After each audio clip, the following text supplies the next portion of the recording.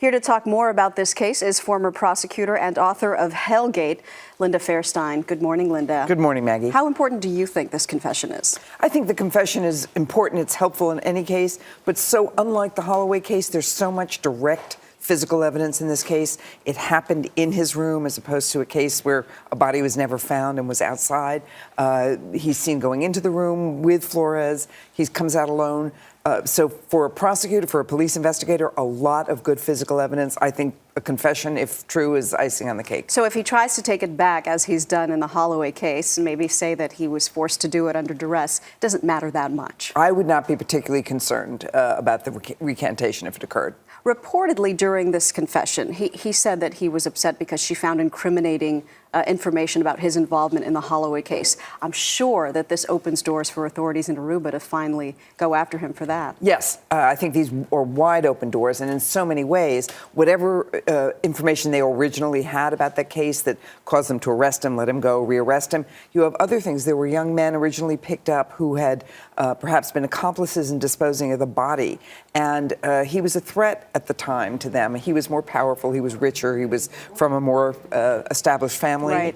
And so one would hope as a prosecutor you would go after now these guys to see he's behind bars. Maybe they're going to come back with a story now and cooperate. So many things can happen to change and perhaps improve the dynamic of the cold case. So maybe somebody who knows something about his involvement in the Holloway case will feel safe enough now that he's in jail to speak up. All right. That's what I'd hope for. You know what surprised me? There's no life sentence and there's no life in prison for murder in Peru. What is the maximum sentence and how does a judge make that decision? I understand and was surprised to learn that it's 35 years as a maximum for murder. And, putting it aside, a young man his age probably wouldn't get much more even for an intentional murder most places in the States. But it is surprising that's the case and that the stories coming out of Peru suggest that if one confesses, there's generally time taken off the sentence.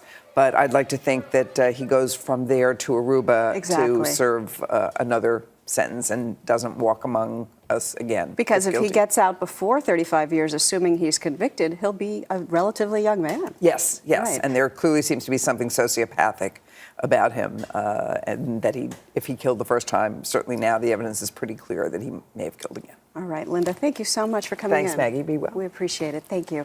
A lot happens early on The Early Show, weekday mornings on CBS.